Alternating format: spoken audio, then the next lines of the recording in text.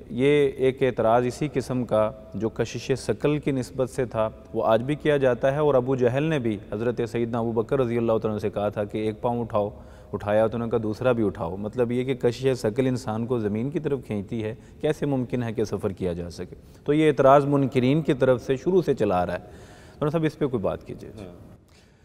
بہت اچھی بات ہے۔ آج سائنسی طور پر یہ کہا جاتا ہے کہ مختلف قسم کی ریز ہیں، مثلا کاسمک ریز ہے یا ایکس ریز ہیں یا اور بھی ریز ہیں کہ جو انسان کو کیا ہر ایک مادے کو جلا کر راکھ کر دیتی ہیں۔ ممکن ہی نہیں ہے کہ اس طرح کیا جا سکے۔ اور ہمارے جو معترضین ہیں، اب دیکھیں نا، یہ ریز وغیرہ کے بارے میں کاسمک ریز ہے، ایکس ریز ہے یا دوسری جو ریز ہیں، ان کے بارے میں تو بات اب ہوئی ہے نا جب سائنس نے ترقی کی ہے۔ اس وقت جن لوگوں نے اعتراض کیا تھا ان لوگوں نے تو سائنسی بنیاد پر اعتراض نہیں کیا تھا، انہوں نے تو اپنی عقلی دلیل کے طور پر کہا تھا۔ مثلا یہ کہا تھا کہ جی 2 ماہ کا جو راستہ ہے، یعنی مکہ سے لے کر بیت المقدس تک کا، بیت المقدس مقدس یعنی مسجد اقصیٰ تک کا، وہ کس طرح ایک ہی رات میں طے ہو گیا، اور پھر یہ کہنا کہ میں آسمانوں سے بھی ہو کر آ گیا ہوں۔ انہوں نے تو اس نقطۂ نظر سے بات کی تھی، اپنے مشاہدے کو پیش کیا، اپنے مشاہدے اور اپنے تجربات کو مد نظر رکھتے ہوئے کی تھی۔ اب دیکھیے اللہ رب العزت نے جو واقعہ بیان کیا ہے سورہ بنی اسرائیل کے اندر، سورہ اسراء بھی جسے کہا جاتا ہے، وہ ہے سبحان الذی اسریٰ بعبدہ لیلا میں، سبحان کا لفظ استعمال کیا ہے۔ اب سبحان کا لفظ آنا جو ہے وہ اس بات کی سب سے بڑی دلیل ہے کہ یہاں اللہ رب العزت نے اپنی قدرت کاملہ کا اظہار کیا ہے۔ لفظ سبحان جہاں آ جائے گا نا، وہاں یہ ہے کہ انسانی قدرت سے بہت بڑھ کر اور ایسی قدرت کی بات کی جا سکتی ہے جس کی کمی کوتاہی یا جس کے اندر ذرہ بھر بھی نقص کا شائبہ تک بھی موجود نہیں ہے۔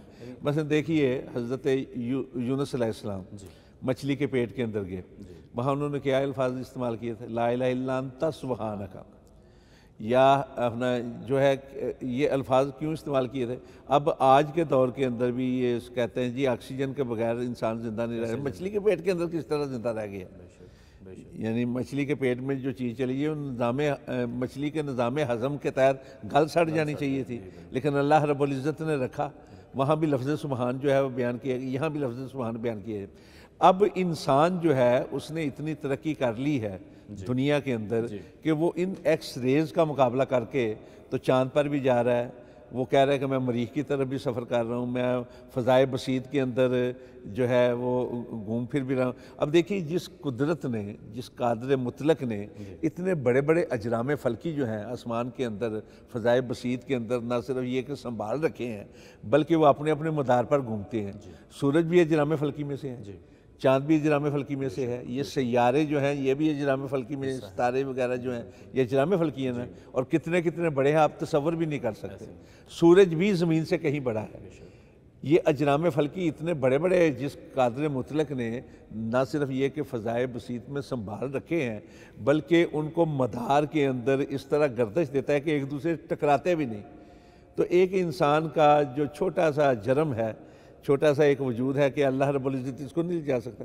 آج کا انسان اگر کاسمک ریز کا مقابلہ کر سکتا ہے، اگر ایکس ریز کا مقابلہ کر سکتا ہے اپنی عقل سے کام لے کر، تو جس قادر مطلق نے انسان کو یہ عقل عطا کی ہے کہ وہ اس کے عقل کو استعمال کر کے تو ان ریزز کا مقابلہ کر سکتا ہے، ان کا توڑ کر کے فضائے بسیط میں سفر کر سکتا ہے، چاند تک پہنچ سکتا ہے یا مریخ تک پہنچ سکتا ہے یا دوسرے سیاروں تک پہنچ سکتا ہے، تو اس کی قدرت کے اندر کسی قسم کا نقص یا کسی قسم کے اس کے بارے میں یہ کرنا، اور اسی لیے اللہ رب العزت نے سبحان کا لفظ استعمال کیا ہے۔ بے عیب جس کا معنی ہے بے عیب، یعنی جس کی قدرت کے بارے میں تم اندازہ ہی نہیں لگا سکتے۔